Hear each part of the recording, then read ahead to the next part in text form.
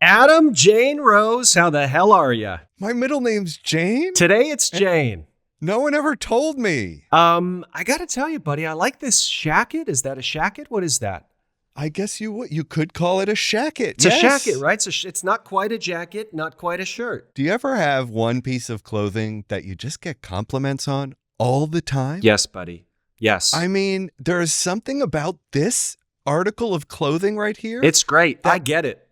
I don't know why everybody that sees it goes, and you know what I think about? Because it's got pinstripes. Right. And so I think about that, catch me if you can line. You know why the Yankees always win the pennant? The other team can't take their eyes off the pinstripes. Off the suits, the uniforms. The uniforms Suits. on the Yankees uniforms. I accidentally said it's actually a tip-off of our guest who shall remain nameless for the moment. A little hint. Yeah, but you know what? This is one of my. You also get a piece of clothing that you can't stop wearing. You know, like you buy it and then you wear it for like 3 weeks every day. Absolutely. That's this coat. Yeah, I do like that coat. It's cozy. Good. It's so soft. If you could feel this, you'd be happy. It's got some great patchwork. It's fuzzy. Patch is also a hint. Another little hint. Should we just dive into this guy? Small stupid stuff. Small stupid stuff. Small stupid stuff. Before we dive in, yes. I did want to say I just got back from New York. Yes, right? you did. We did it was great to have you here, buddy. We miss you already. We did. Thank you so much. We did a couple episodes in New York. That was so fun. So fun. And then I had one of the best days ever in my life. Is it because you saw me in New York? Is that why it was the best day of your life? That one was the worst day of my life. Really? Okay. The surprising. Next day after that. Yeah. No, tell me about your day. What happened, buddy? How was it? Me and my girlfriend were going around New York, and I was like, hey, why don't we go see the building that I grew up in?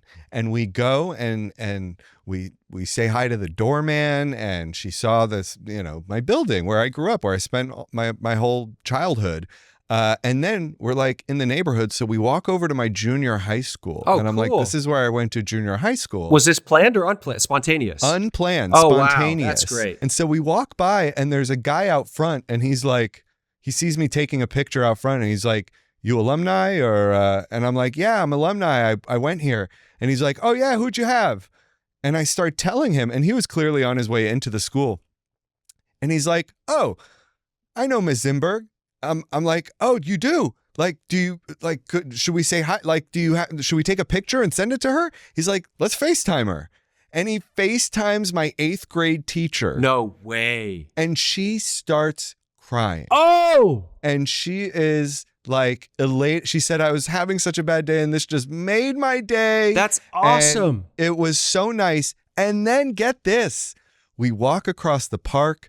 We have a drink at the boathouse in the middle of the park. Okay. We walk to the west side. We go to my high school, and we sneak into my high school. We go downstairs to the drama department. I see my old drama teacher. No we way. Embrace. We hug. They have a class Tears? going on. Were there tears? Not at the high school. So they didn't Not care at the about high you school. quite as much. Not as much. Okay. It hadn't been as long. Maybe that's why. Yeah, that makes sense. And then get this. We walk out of the school. I run into another teacher who retired from my high school like in 2012 or something like that, and run into her, another drama teacher. We hug, we catch up. It was so awesome. And then me and Ava went to see a Broadway show, and it was one of the best days ever. Did you see any teachers at the Broadway show, or was it just a regular show? No teachers. No teachers at the Broadway show. That kind of ruined that experience. Yeah. It kind of ruined the whole day. Yeah. It's true. It's true.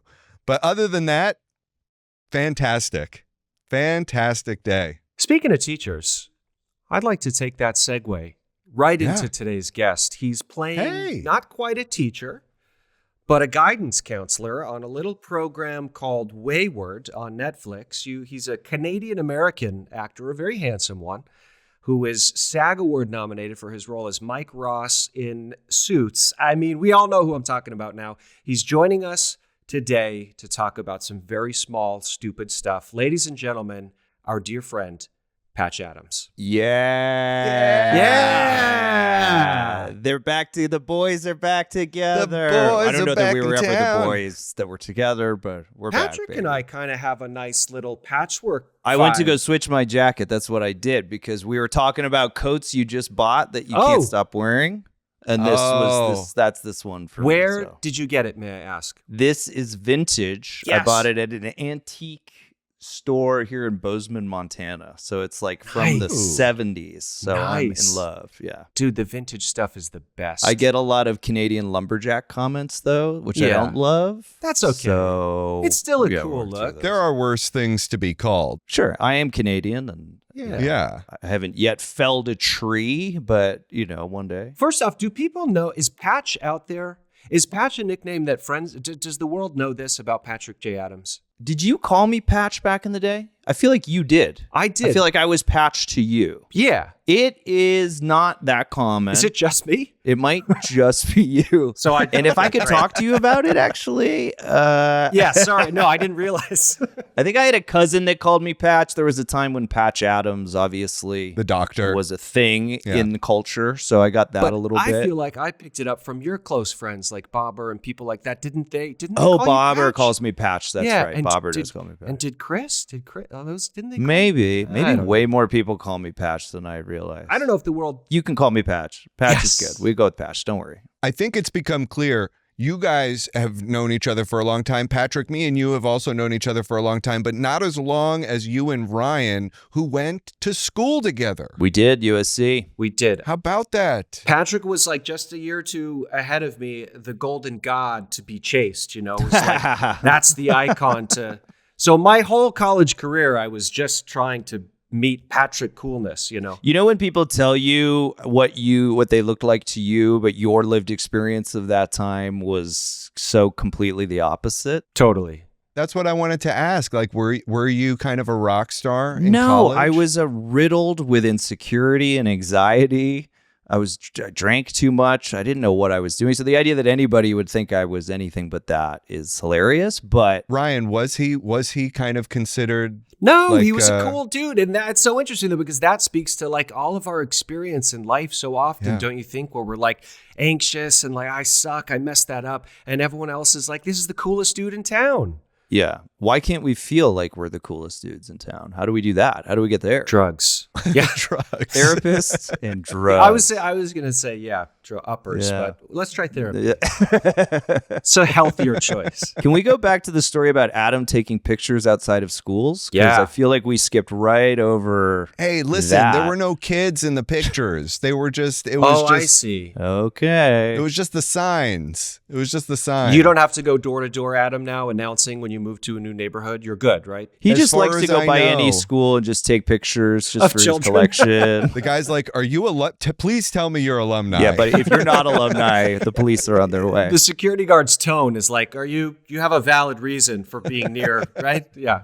this is normal, right? Adam, how did I meet? I feel like I met you. I know that we worked together, but obviously we knew each other before that, but it was through Ryan, right? Like it was. It must have been because I ended up hanging out, and then also me and Bobber were working together for a little while, and What were and you guys working together on? We were working on training. Muscles. Oh, you We were working on That's training. right. Ultra Body Yeah. Fitness. Shout out Ultra Body Fitness. Heyo. And so, yeah, I don't know. I think just like through the grapevine, and Yeah. then we were chummy. Oh, and we would also see each other like at auditions Yeah. and things like that. And And then you came and crushed it on Suits. Crushed Oh, it. thanks, I remember you coming on the show and everybody was just like, oh, damn, you're so funny. dude, that's so nice of you to say. That was one of my favorite roles I've ever played, I think. Tell me about Honestly. the guest star on Suits. Who were you playing and what happened?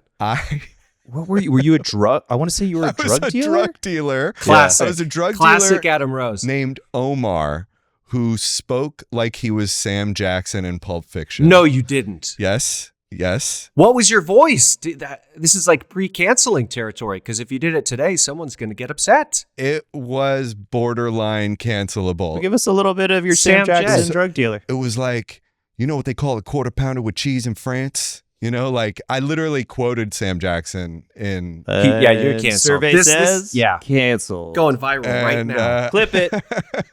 He was great though. You came onto set, and I remember everybody, because there weren't, you're obviously hilarious, and that show kind of we'd straddle the line between funny and serious times. And by the time you came on there, it was such a welcome thing. I think we'd been taking ourselves seriously for a few episodes, and so you came on, and just everybody was like, oh, just made it a clown show, and just ruined everything. Well, and because we knew each other, all of our stuff was together, so we could play. Yeah. When you know someone really well, and you can get over that getting to know each other thing on set, and so we could just play together. It was fun. Yeah, we had a good time, man, and that remains, like, I think it's still on my demo reel or whatever, because it's just one of those characters that was so fun playing. Hell yeah. And you're playing a guidance counselor right now on Wayward. Is that right? I think that's right. It's funny talking about Wayward. I shot one day on this show. Mae Martin is a dear friend of mine for many years, and they asked me to come and do this like one day. And now the show has done very, very well, and I've gotten all sorts of like, oh my God, you're good on Wayward. But I was there for a total of like maybe 5 hours. So That's my lived amazing. experience of Wayward was such a blur. But also that you made such an impact, clearly. Well, thank you. I appreciate that. I mean, it was I think I was also there on like day 2 of production. Oh, so you guys know what that's like to show yeah. up for one day on something anyway, but then Yeah. to show up and everybody's still getting to know each other. So you're not even like, everybody's in that realm of like, how's this going to go? What's the tone of this thing? What are we doing? But they couldn't have been nicer. Director was amazing. And the 2 young women who I was getting to work with were fantastic. So I had no doubt it was going to be a hit. But day ones are very hard. How do you guys handle day ones on set? Because to Patrick's point, like, no one's totally sure yet. You don't know anybody yet. You don't know your character yet because you haven't lived it. You're sort of, there's so much to figure out. There's so much pressure and anticipation. It's like it's a tough day. I hate it. Yeah. I have a tough, day ones are brutal for me. Yeah. For honestly, and as I get older, it's like days 1 through 5 are pretty hard. It takes longer to get more comfortable. Pretty much day 1 through all of it is. Yeah, like by the last day, you're like, oh, I think I figured it out. Yes. And now it's over. I always find that last week of the shoot, you're like, I got it. And they're like, that's a wrap. You can go. That's a wrap. You're done now. That's how it's always felt with theater, I feel like. Theater, you always, by the time you're closing, you always feel like, no, now we're ready to open. Now, we should open right now. So true. Ryan, are you starting something right now? Is like that why you're shaved, or how deep are you into yes, something I now? hate shaving. But yes, we're about 2/3, 3/4 of the way through something. And I literally I remember coming home from day 1 and just being like, just like sitting shell-shocked of like, was that okay? What happened? Like, Have you found too that as we get older, like nobody thinks they need to tell us that we did a good job because we're all just insecure babies, but nobody will ever, like, they just assume now. They're like, oh, you're Ryan Eggold. You've been doing this for a million years. You're like, we don't need to tell you did good. You did good, but you're like, could someone just tell me I did a good job, please? It's true. We never graduate being past like a little dog that's like waiting for a treat, Like, did I do it? Did I do it? You guys should just do what I do and just go, how was that? Was that... Hey, but honestly, that's genius. That's you asking for what you need. Like, I'm too terrified to do that. 'Cause I'm scared the answer is going to be like, not great. Actually, yeah. We're all at Video Village trying to figure out how to fix it. It still feels pathetic to say, but I'd still do it. I'll still, was that okay? Kind of, maybe? I don't know. I like to just posture most of the time that I know exactly what I'm doing. And 90% of the time, no clue. Really? Is that your demeanor? Like I know what I'm doing and I got that and that worked? It really depends. Sometimes, yeah. Especially I find when it's not my thing, like if I'm guesting in someone else's world, I try to show up, be confident, which, like Patrick was saying earlier, it's hard to jump on a moving train and get in and out. It's hard to come to a day or, so maybe then I try to be less needy, but yeah. Well, all this talk about day ones, it brings us to our topic for today, which is really like school. We wanted to talk about school. We've all gone to school. You guys went to school together. You take pictures of schools. Yeah, you take pictures of school children. You photograph children outside Sometimes of school. illegally. Security gets involved. There were no children. No laws were broken. What about day ones at school? There we go. God, can I remember that far? Do you guys... I'm sure it was not great.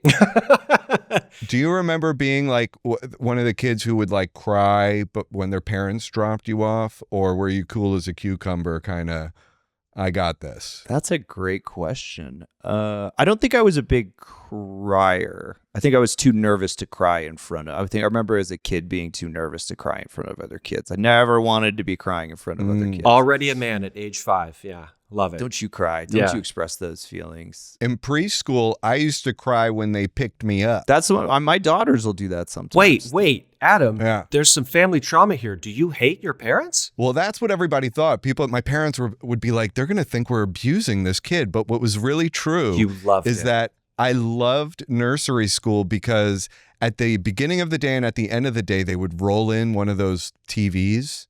You know, when you were waiting for your parents, they'd roll in one of those huge TVs and they would play Disney movies. Oh, yeah. And so I'd be there like in the middle of Little Mermaid, and then my mom would be there to pick me up. And I'm like, I don't want to go. I'm in the middle of something here, you know? We just got something started here. I want to see if the mermaid gets legs or not. Come on.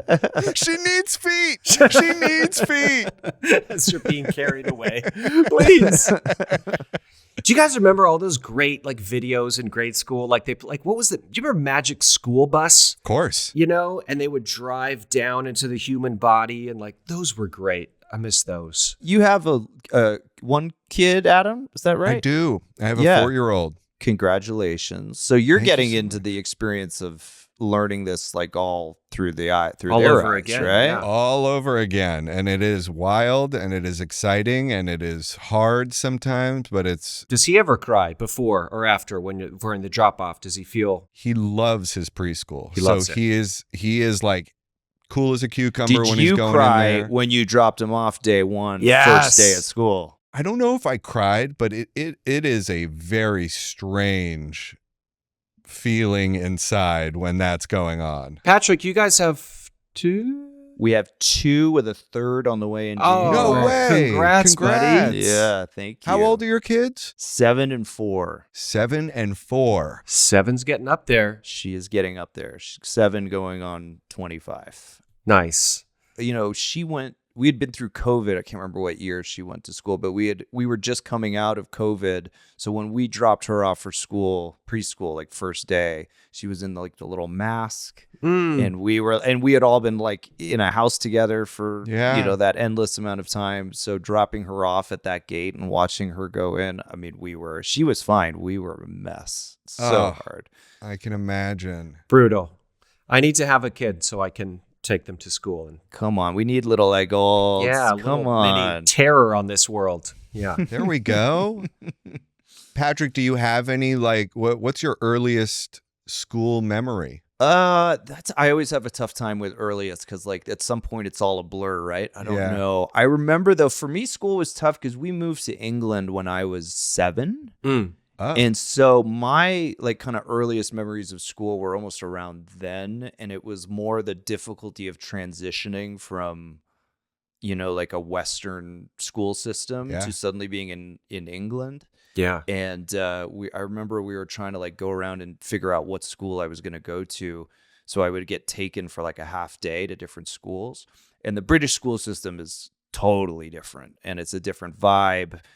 I can't think of a movie right now, but just imagine a sort of World War II era movie and boys all in the little shorts and screaming at each other. I suddenly was like plopped into the middle of that for one day and they were ruthless to me. Is it like a private school when they all have like posh accents? Is it like that? It was that. I don't know where I am. I'm 7. I don't know what's going on, but I just know I'm dropped in one of those schools for a day. Yeah. And it's Canadian. And I'm just pillaged by these kids. They're just like destroying me and no one's stopping me. So I remember being like, well, we're not going to that school. And then I hopped around a bit and then, ended up it was called the American School in London. So it was sort of more of a Western tinged education, but it was still stranger in a strange land, And so I remember feeling very kind of plucked out of what would have started to feel normal and dropped into like a new world. Right. So school was tough for me. I was convinced that they taught things like math differently. I remember being like, I can't It's different math. Different set of numbers. Can't do it. I'm out. How long were you in school in the UK? I was there until I was 11, I think. Oh, wow. Or 12, and then came back and had to do the whole thing over again. And then to the States, to California, or where? No, to Canada. I grew up in Toronto. But I thought you went from Toronto to UK, and then you didn't come. So we went right. Toronto to UK, back to Toronto. Home. Then Okay. I did high school in Toronto, and then came to SC, where our love story begins. Where it all began, man. Yeah. So it was a lot of hopping around, It was like school was always like, where am I now? How do I fit in? Right. Didn't quite know how to do it. Hence the feeling of confusion, anxiety, terror. Might as well be an actor. Let's go. Exactly. It makes sense. You're already there. And just feel that all the time. Do you guys remember any first friends or like girlfriends experience? Or there's that classic moment where you walk in, you're like, hi, can I sit here? And you sit and then that person becomes your best friend for years and years. Do you guys have any early memories of that? My best friend was a kid named Muhammad. Tell us more. He's from Pakistan. I'm about 9 years old, and he lived in this giant house, and his parents really left him alone so we could play video games until like 4 a.m. Yes. And so we made quick friends. Our first concert we went together. Guess what my first concert was with Muhammad. Weezer. No doubt. Both of those are so much cooler. Dave Matthews Band. That would be later. That comes later. Like Backstreet or something? Salt and Peppa. Yeah, that's cool, man. The Let's Talk About Sex tour. That's dope. You're a kid and they're talking about First sex. concert. They're Salt and Peppa's dope. That would have been my last guess for Yeah, sure. For me too. But I went alone. We got to go to it alone. So I was like 10 years. First of all, Wow, that's, yeah. like what are my parents up to? 10 years old, I'm going to a Salt and Peppa concert. He'll be fine. Bought the shirt that said "Let's Talk About Sex" in huge letters. At 10. No way. And That's wore it to amazing. school and was sent home immediately and told I couldn't wear that shirt to school anymore. Oh, genius. Busted. Yeah. If you have a picture of this, I wish. I've never been able to find it. Damn it. Yeah, I'll try, but I've had no luck so far. Was this in Toronto as well? No, so that's London. Oh, that's is- me at like 10.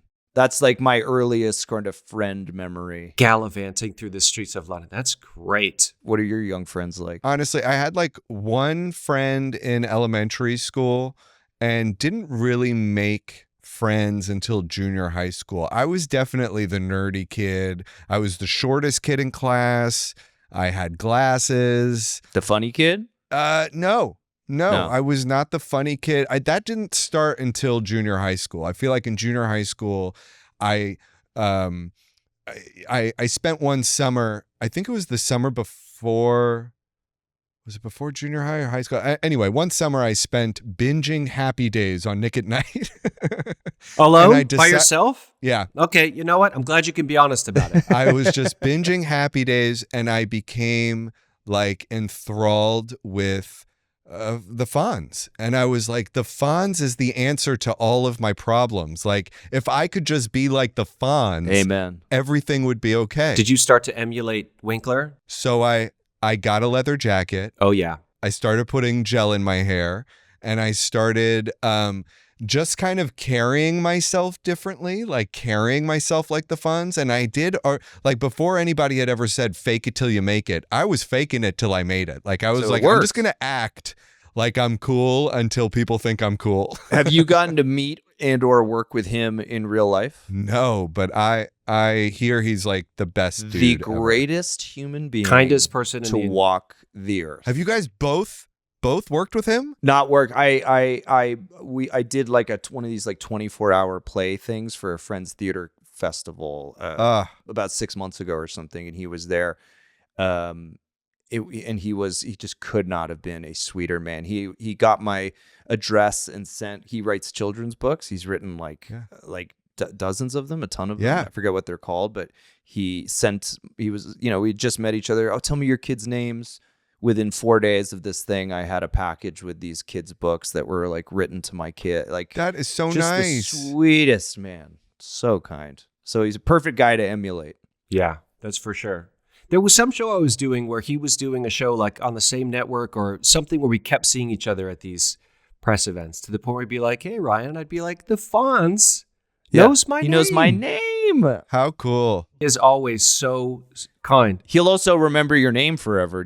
He's that kind of guy. Yeah, really sincere. He's a unicorn in this crazy business. I believe they created the word mensch for that guy. Yes. Yep. True mensch. That guy is a mensch. True mensch. Do you guys have any early memories of girls' puberty? Because I have this very early memory of, like, I don't know, really young, like before I knew anything about anything, maybe first grade, maybe kindergarten, just playing this game. We would just chase each other. This girl, Amber, just running and chasing, and then vice versa. I remember chasing. I got some chasing. But a dog that's chasing the car that, like, you don't know what to do if you get it. You get it, Yeah. you're like, Just I'm out. feeling things. We're just chasing each other, Yep. and then you chased me, and that feels kind of fun. Just the chasing was fun, right? Just the running. Yeah. Not much has changed. That's true. It's true. Wait, I want to know, Ryan, were you always, as long as I've known you, you've been a very popular man with the ladies. Everybody wants to know all about Ryan Eggold. Has that always been the way? Were you that way when you were young? Or is it like... That's a good question. I think, I think I was, I don't know. I was always maybe a little girl crazy. I definitely, But were the girls Ryan crazy? Yeah, I don't know. There's no answer. I can't be like, yeah, they were, You I don't it's mean this okay. in the way that can sound a little lascivious, but you're such a charming guy that my memories of you early on in school were just like, everybody was like, who is that? It was a real dreamboat vibe. Like, He's people, like playing guitar and singing. Yeah, and, like, exactly. Just playing Wonderwall by the fire. Sad baby. But, I will say this. I mean, man, how expensive is college? It's insane. Oh, and do you know how expensive it is now? I we can't went to USC, which was already one of the most expensive colleges, but now it's something like 3 or 4 times what it was when we were there. You're kidding. That's psychotic. How does anyone afford this?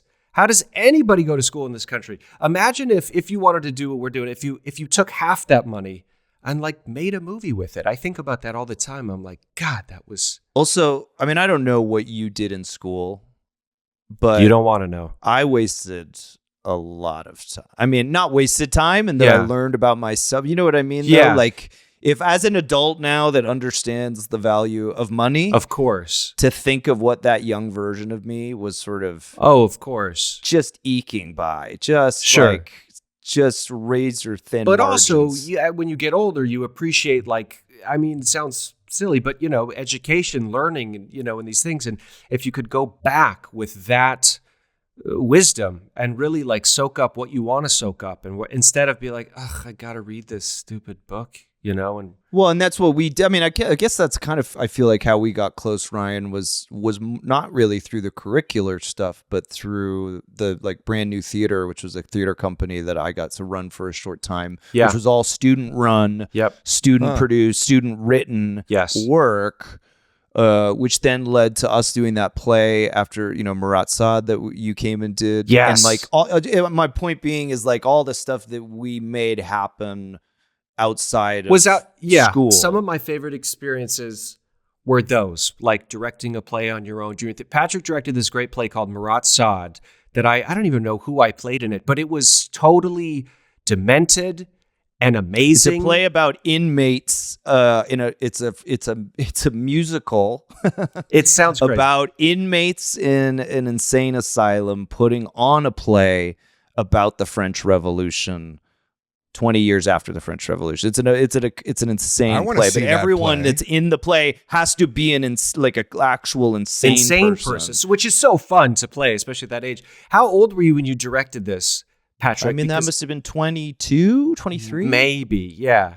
Yeah. It's like... It was great. And I think we rehearsed for like 6 months. Yeah. It was so crazy because none of us could all get our schedule. It was like a cast of 25 people. But the point being is like, I think that part of going to school was amazing. Meeting your people and being like, let's go do crazy, stupid stuff that we have no business doing. Totally. And take big swings. Yeah. And figure out, what we're good at and what we're not good at and just take those risks. That part of school I felt good at. But the school part of school? I know. Not so good. Just having that place to fail, to try, to experiment without professional consequences and stuff is a beautiful thing that I agree totally take for granted when you're there. Were you guys also like getting in trouble much? Like, were you boy. going coloring outside the lines in other ways, like breaking the rules? He was a that's saint. kind of my point. I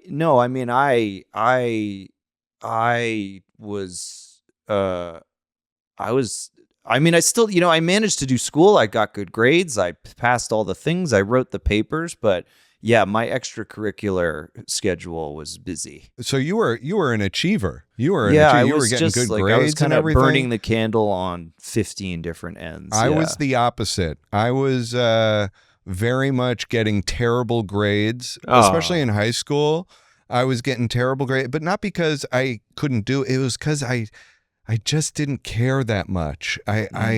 I was so focused on other things, acting, dancing, other stuff that, it just You're talking about high school or post-secondary? In high school. So the academia, you were kind of like, get this out of here. Get this in the way. And you were excited about the dancing, the acting, all that stuff. So much to the point that there were literally teachers, academic teachers at my high school who wanted to protest my graduation. What? Literally, like, formed a little covenant or whatever, to protest my graduation when they called my name because they were so against me actually passing. Oh, but you my passed. God. But you passed. Was it your attitude, your laissez-faire attitude they were protesting? I had just barely passed, and it was sort of questionable, like should I pass or not? And so there were the drama department, the head of the drama department had to advocate for me. And then there were, academic teachers who were trying to say, like, no, this guy should not. F this kid. Yeah. Yeah, he should not graduate. So wait. So you went to your high school and was it your high school where you took this picture and your teacher was crying and they were happy to see you? No, but that you're was saying my junior high school. I was going to say, where were these teachers? 12 other teachers who were like, he's fucking bad. It would have been great if you showed up and they're like, you never should have graduated, you son of a bitch. Yeah, I mean, I clearly, I was kind of a troublemaker, I will say. Oh, I boy. wasn't. Here we go. What'd you do? I was a little. What'd you do? Let's get into trouble we caused. Let's go. I was definitely disruptive. I definitely was like a class cutter from time to time. Oh yeah, you would skip. Do you ever get suspended, and do you ever get any suspensions? So I never got suspended, and here's why. And I think I may have mentioned this on the pod before, but when I would cut class, I would go hang out with the dean. What? Yes. And the dean did not realize I was cutting class and just assumed I did not have class at that time. What a great dean. Sharp. Well, who's going to cut class and go to the dean's office? This kid. So I would just go there and hang out, and he was kind of cool, and we would just like shoot the shit for 45 minutes. I'd be like, all right, got my next class, see you later. That's amazing. Man, but you really did not want to go to class. Most people want to cut class so they could go watch Independence Day or something. Leave the school. Yeah. No, for me it was more just like I can't listen to that for 45 minutes. And hence the protesting of your graduation. I get it now. It's all becoming clear. Yeah. I did. I had a bad attitude, in school, but it was mainly because I just didn't care. I just didn't care about like whatever we were learning about. And maybe it was because some of my teachers weren't great at making people care. There were some good teachers, but most of the really great teachers at that school were drama teachers. Let's talk about great teachers. Do you guys have any teachers who've changed your life that really, left an impression on you or set you free in some way? Yeah, I mean, you mentioned the theater teacher before. I had a theater teacher who, changed my whole life in high school. She ran this. Her name was Debbie Barton Moore. She ran this theater program. I was at a huge high school. It was like 2,500 kids, public school. And not a great school. It was kind of rough. And she had this like one corner of the second floor that was just these two rooms that she had painted black and put carpets in. And that was like the theater department. And nice. She like, I can't tell you the amount of kids that came through this program who went on to, do major stuff and work in, U.S. and Canadian film and television, and a lot of theater people who still work in the theater up there. And like, it just changed a lot of people's lives. It was like a safe space. That's so awesome. Yeah. She just took kids under her wing. You'd call her Debbie. You didn't call her Miss Barton Moore. You'd go into class and take your shoes off and sit in a circle and have like a question of the day. And it was just like a place where you suddenly felt like, oh, I don't have to kind of follow all the same bullshit as the rest of high school. You could kind of leave the rest of it behind. And so we stay close to this day. You know, she would offer, let me direct if you were sort of hand chosen in your final year, someone got to direct the main stage play. And so everybody kind of wanted to be that person. And I got to do that with her in the final year. And she just helped me find a confidence that like was totally lost on me up until that point. So yeah. Love that. That's awesome, man. Yeah, a great teacher can change your whole life because, yeah, I mean, what kid doesn't feel out of place or like, which way do I go or who am I? I mean, that's what being a kid is, right? You're figuring it all out. And for someone to see you and to give you a direction to channel all that energy in, and it's like, it's life-changing. Especially at that time in your life, because some of the decisions you make and the risks you take and like, they decide a lot at that point, and like a lot of people just sort of check out or whatever. You start doing drugs or you just kind of like, if you don't find someone who's like, yo, I believe in you, you got to work really hard. Like you could do this if you want to do it. If you don't have that person, then, you can get lost in the shuffle. And to have someone reach through all that kind of noise and go like, you could do this if you really want to work at it. And you don't always hear it from your parents, I feel like. Even if your parents are supportive and they say things like that. Oh yeah, they'll say it. I mean, you're right. Like you won't always be willing to listen to your folks, but to have someone else say it is a big deal. I had an amazing drama teacher in high school, Mr. Schiffman, who's been talked about a lot because he was Timothy Chalamet's teacher as well, because we went to the same high school. Wait, didn't he go to the famous Fame school? As did I. That's the school you're talking about? That was your high school? That was my high school. Whoa, cool. Wow. LaGuardia High School. Oh, neat. And Mr. Schiffman was like a god. He was one of those people who seemed like he knew everything about everything. Mm-hmm. And he took Aikido and was always like doing Tai Chi, and then would like also like break out some odd instrument that he plays, and then also like be able to he was a licensed therapist.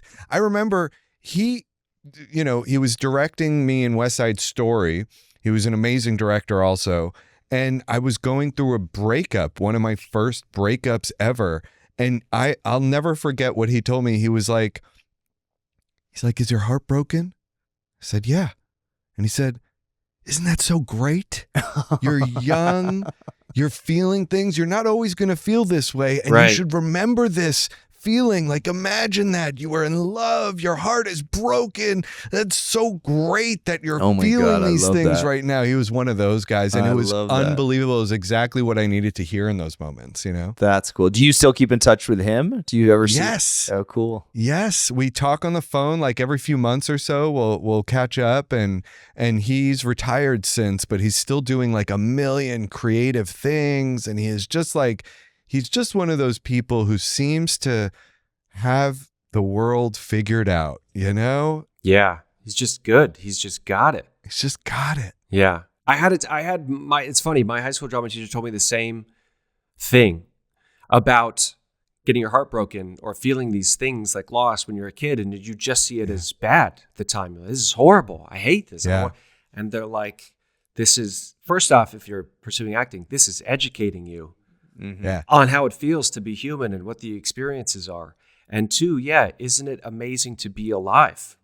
Right. To feel You're this human. Intensely. Yeah. Yeah. You are in love. Your heart's broken. It's You're like everything that capable drama of all is. this It's all stuff. storytelling, right? Is these huge emotional, experiences. Yeah. Yeah. So there was something, I'll just never forget that. So yeah, great teachers. The first time I got stoned was with my high school drama teacher. What? Yeah, in my life. I'd never tried the pot, as the kids call it, before.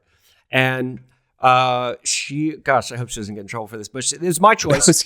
She's like, fired for it. No, maybe I won't say her name now for that reason. But she was leaving. She was our drama teacher, freshman, sophomore, junior year of high school. And she was leaving senior year to go back to Texas, back to a school near where she was from. And so we took her to another embarrassing concert, not Salt and Pepper, but it was Dave Matthews Band, which is Hey. way not as cool as Salt and Pepper. At the time, nothing cooler than Dave Matthews. Ants marching. Let's go. So, sorry about that, everybody. So, yeah, so someone had a joint, and I sort of remember taking it from someone in front and looking to my teacher, like, and she was like, "I don't give a shit." She was like leaving, you know. Yeah. And it was a fantastic night. I had a beer, I had a joint. I was like, this is crazy. You were tripping Billies. Yes. I Get was. it? Dave Matthews Band. Yes. Did you get stoned the first time you smoked pot? Yes. Crazy high. Because a lot of people don't, and I think it's because the inhaling is like unnatural, and so they're not. I just threw up. I threw up everywhere, and Did I fell you really? asleep. Yeah. Oh no, that's not fun. I had a lot of like grape juice or something, like not wine, like actual grape juice. I remember had like 3 or 4 cans of the stuff, and then somebody gave me a joint, and then I hit it, and it was just like grape. Yeah. Grape everywhere. Grape explosion. Great comment. And then fell asleep. Shielded. I was like, awesome, let's keep doing that. You're like, I love smoking joints. More of that. Do we do that every time? Yeah. The classic combination. So, no detention for you guys? You guys never got detention I got suspended once. You did? Yeah, and it's not a great story. We went to go watch a baseball game, like a school baseball game, but for some reason it was like on the other side of town. This was in 7th or 8th grade. And so we got on the bus and went to the baseball game, and I lived in a part of Toronto called the Beaches. And so we had driven all the way out to the Beaches to see the baseball game. And I was like, to my friend, I was like, do you want to get out of here and we'll like go back to my house just for a second? Like, it'll be fun. We'll just leave and not tell anybody, and we'll come back. We'll be back before the game's over. And so we walked around on the street. There's Queen Street, and thought we had more than enough time. And then I remember walking back into the park being like, all right, we should get back. And as I walk in, I can see in the baseball diamond, there's like nobody there.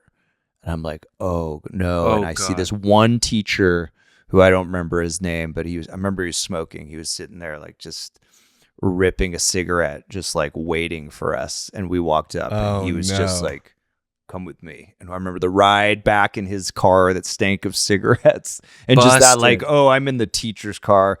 Got back to school, and they were like, you're out 3 days, you're gone. Oh wow. And, yeah, that was pretty bad. That didn't feel good. What were your parents' reaction? Not great from what I remember.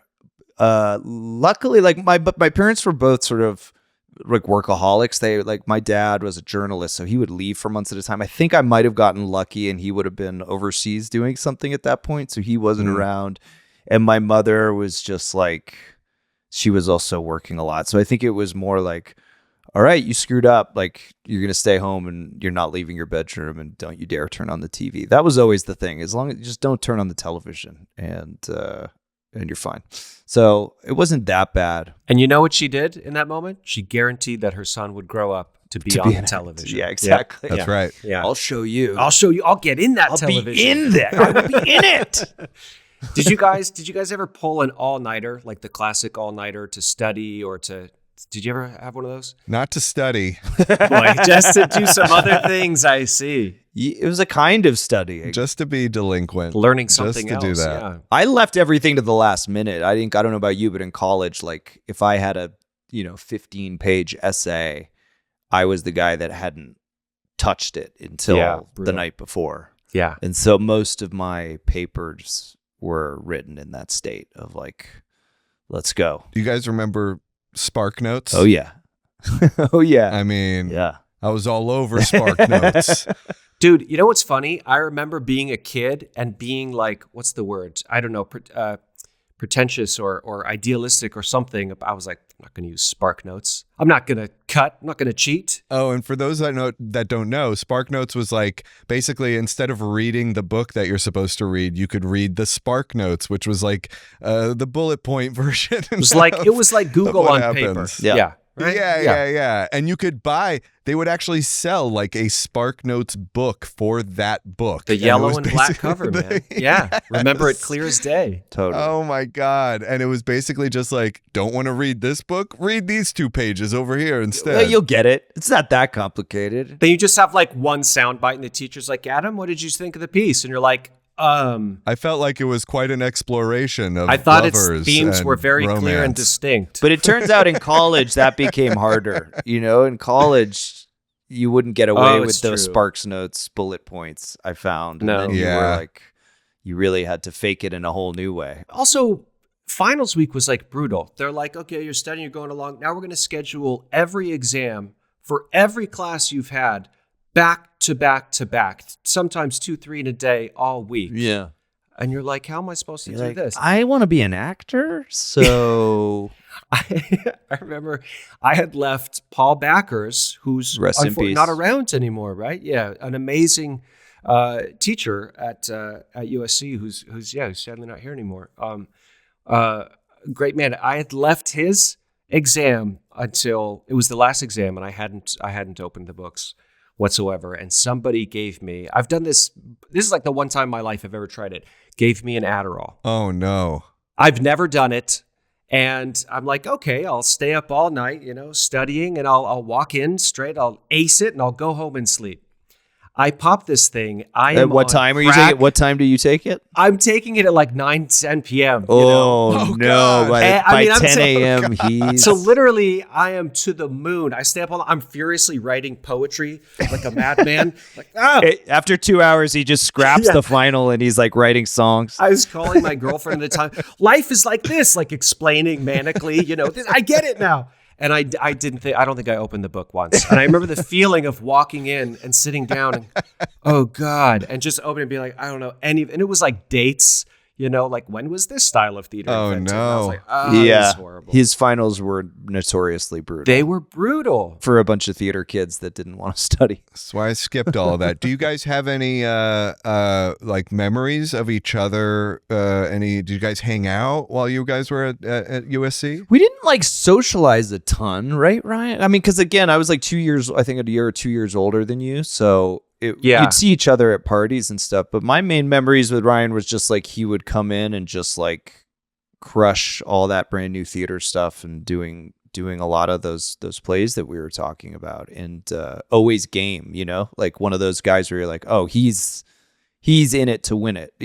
He's actually, he cares about it. He's bringing it. He's got the goods. He's got the goods. That's kind. Yeah, I remember the St. Patrick. I mean, yeah, we weren't like two besties, but we were in the same circles and would go to parties, and hang out and work on stuff together. And but I just remember thinking like, oh yeah, this is the guy. Like this. And this I remember, guy is- if anything, I was always annoyed because everybody was like, "No, he's the guy." Like, they see that young kid? He's We the were in new. competition He's to the be new the guy. guy, and I'd be like, "Wait a minute!" But I thought maybe I was the I'm guy. the And they're guy. like, no, your guy's over. He's the new guy. Your guy's out. Yeah. Bring in the new guy. Then I'm looking behind me, and they're like, "No, that's Yeah, the guy." he's I'm like, the "Who's guy." this Yeah, guy?" exactly. Yeah, no, but Patrick was always super cool. Like, despite his claims of anxiety, had swag, had confidence, and was crushing it. Would like be great in the plays. You'd be like, "This guy's going places." Yeah. What was your most embarrassing USC play that you did? Did you do Pride and Prejudice? No, I did. No. Bloody Poetry, which was a same time period and just embarrassing as all hell. I can't remember what Shakespeare. It might have been All's Well That Ends Well, but I played the king, like the patriarch, and I'm like 19. Yeah. that Love that. always feels utterly ridiculous. You have like a Love that. fake beard on. You're like, hear ye, and you're just like, what an asshole. Yeah. That was tough. Yeah. That was the most embarrassing. That was the most rough USC stage moment. I'm trying to think of more embarrassing. Okay. I'm going to come off like an absolute drug addict in this episode. I swear I'm a very nice young man. But during Pride and Prejudice, I was the only freshman cast in the upperclassmen play, the juniors and seniors. And they had me come do like a few scenes. So I felt super cool. Wait, but this is in Pride and Prejudice? This is in Pride and Okay, Prejudice. got it. My freshman year and your yeah. My girlfriend at the time, Marlo, was in Pride and Prejudice, right? Yes. Okay. And this story involves Marlo. And I had just met my girlfriend who I was with for years, Kat. Oh, right. Oh, my God. I forgot you and Kat were together. Madly in love. The greatest. She's the best Girl ever. The Yeah. best.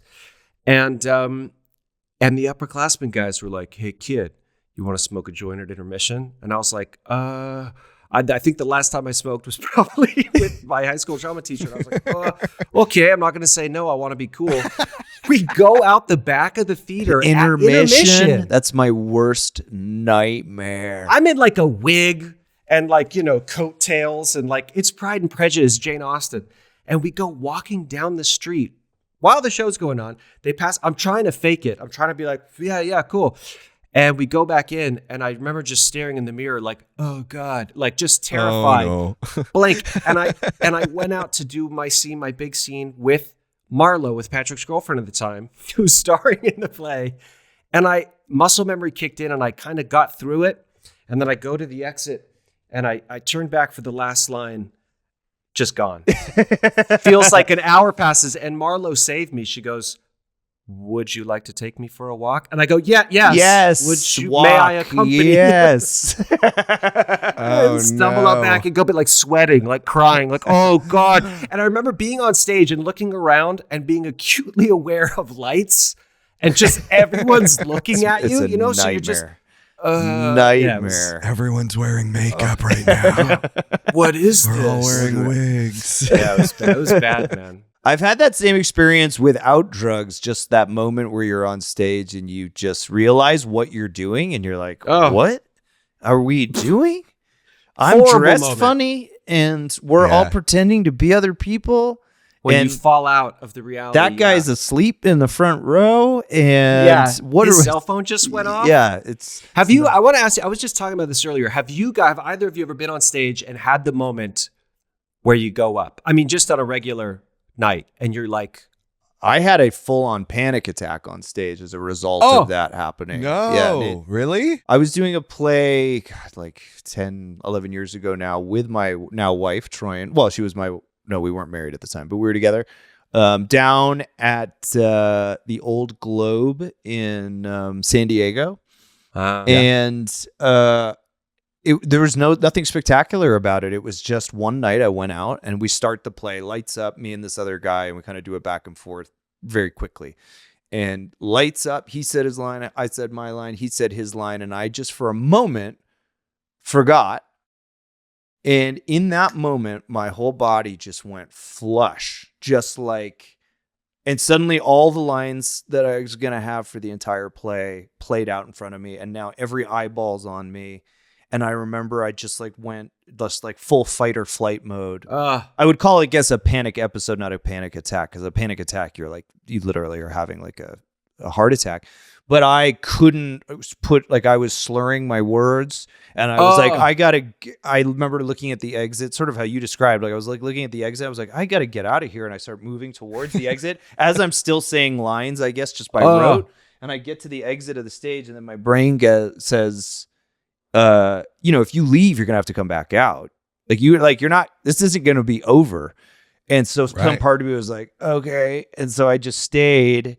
And this was one of those plays where I would never leave the stage. Once it started, I was on stage the whole time. Does adrenaline kick in at that point? At some point, if you've ever had, I don't know if you guys have ever had panic, stuff like that, but at some point your body can't feel it anymore. And so you can normalize and you've moved through it. But then what would happen, and this was my first real experience with panic like that, is that every night it would happen because I could make it happen. Because the fear of it happening would make it happen. Wait, but but it wasn't intentional. You mean it was? No, I would just be like, God, I hope that thing doesn't happen again. And it would happen again. And it would. Oh, God. So every night it was happening. It's not funny, but it's terrible. It's like one night before we went out, I remember it happened before the play, and I was like, I can't go out.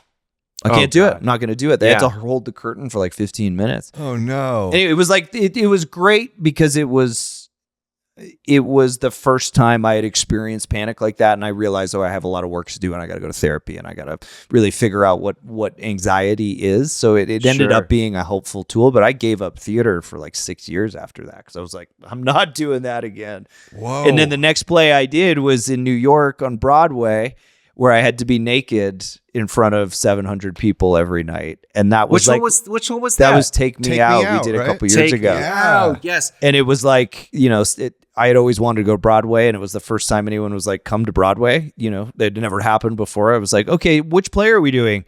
You're going to be the play where you're naked not the entire time, but for a whole scene, front and center, poorly lit. You're going to be naked, not just alone, but with like 7 other guys who all work out more than you. So do you want to do it? Well, at least you don't have to imagine the whole audience naked because you can just look on stage, Here's an important question. This is an actor's question. Did you fluff? Was there any assistance? Let's get real. Yeah, let's talk shop. It was a very funny thing before, because it's the beginning of Act 2, right? So, and there's 7 guys who in this, there's a scene before the naked scene, and there's 7 guys in the shower.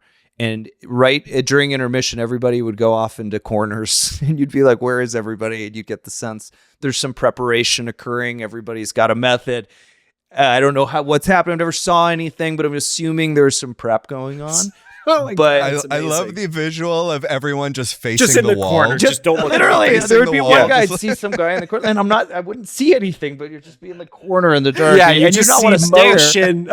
You're like, and a naked man happening? In the corner. Yeah. But the problem was I was the one actor of the 7 that had to be in the scene on stage before the shower scene. Oh, so you couldn't. So it doesn't matter. You didn't get any fluff I'd have time. to go out and do this whole scene, and then I walk right. down stage and transition into the shower scene.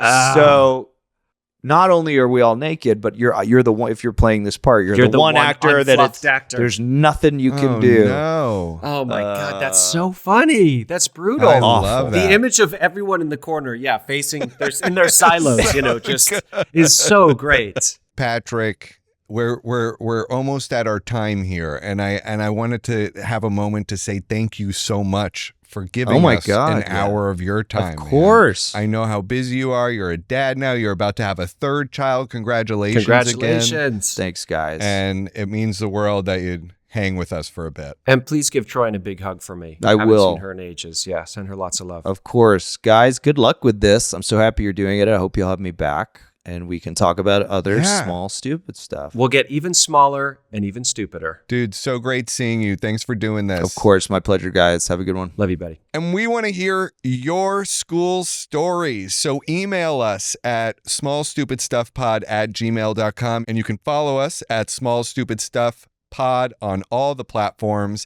And don't forget to rate and review and subscribe. Please subscribe to this podcast and rate and review it. It helps us with the charts or something. I don't know. It helps other people find our podcast. So go ahead and do that. Thank you so much for listening. Ryan, it's always good to see you, my friend. Great to see you, buddy. Till next time. Stuff.